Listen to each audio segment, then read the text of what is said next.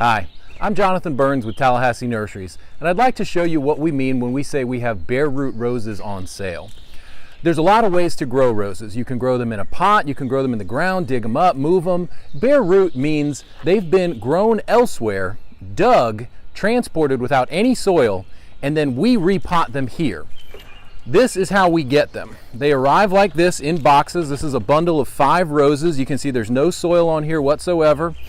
These have been grown by Weeks Roses. They dig them up when we need them, they bundle them, they ship them right to us. We get to them as soon as we get them to make sure everything stays real healthy and in good shape. And we're gonna go ahead and do a little work on these, a little trimming to get them in perfect condition so that when you take them home and plant them, they just pop this spring. The roses we do with bare root are generally quick, impressive, intense roses. You know, this spring is going to be just amazing with this whole stock. These have already been grown to a size and a degree of maturity where they're ready to flower. They're going to put on a good show this spring. So this is a really fun thing to work with. You can have bouquets in no time. So the first thing we do is remove the twine around it. This particular batch I have here is called Love's Magic. It's a real pretty variety. So I'm going to grab one of these real big ones here. Whoop, that one's fine. We'll get it later. The roses are grown in a field where they just kind of let them grow. They just let them do their thing.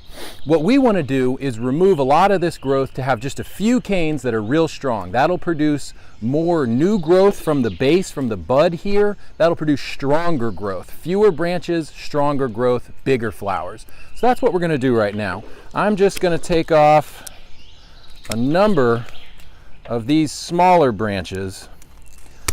General rule of thumb, you want to take it down to 3 to 5 main canes. This is a cane, these empty branches. So about 3 to 5, I've got 3 strong ones there, and about 4 to 6 inches long.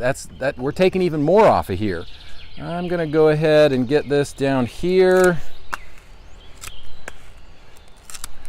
Now, I know that's a little scary for a lot of you homeowners if you're not used to taking that much off of a plant. That's why we go ahead and do it for you. And I guarantee this rose is going to erupt. It's going to put so much growth out. We also have to take some roots off because this is not going to fit in my bucket right here. There's also a little damage on the roots in shipping and having it dug, so it's a good time to take a little bit off of there. Gives it a nice strong start. There'll be a lot of good clean roots growing right off of that. There we go. That fits perfectly in my bucket. Something else to talk about at this point is grafting and rootstocks. You hear these terms pretty often. What that means is the roots and this stem are actually a different plant than this, the branches at the top. And this union right here, the bud union, this is where it changes. Now the way they do this is they actually take a stem from one plant and stick it on to the roots of another plant. It's a little more complicated than that, but that's the basics. You do that to have a strong root system with a pretty top that you've wanted. Most of these roses that we're doing bare root are on Dr. Huey rootstock. It's a very vigorous rootstock. It produces big, huge flowers early. It's not the most long-lived. These roses aren't going to live for generations, but you still get a good 5 to maybe 10 years out of them. It's perfectly reasonable given good care. And the real benefit you will see this spring if you come into our nursery is the huge, just stunning flowers. Last year was a banner year, and I expect to have just as good of a run this year. Really impressive. Bigger, prettier than what you'd get in a bouquet at a florist. I mean, just amazing. We've got our root ready to go. We're going to put it in the pot. We use the soil that we carry here called Landscape Mix. It's a little heavier than some soils. I've experimented over the years, and this is my preference for these roses. It's got pine bark, a little bit of topsoil, some compost, and some sand in there. I like the grit content. It seems to help produce a more fibrous root system and a more divided root system. The heavier soil also means that it's not going to dry out, which is real important when you've got all this new growth happening. I wouldn't use this mix in a larger container, but for a 3-gallon, it works really well on our roses. So we just position that plant right there, right where we want it. We get some soil in there, shake it around, get that level.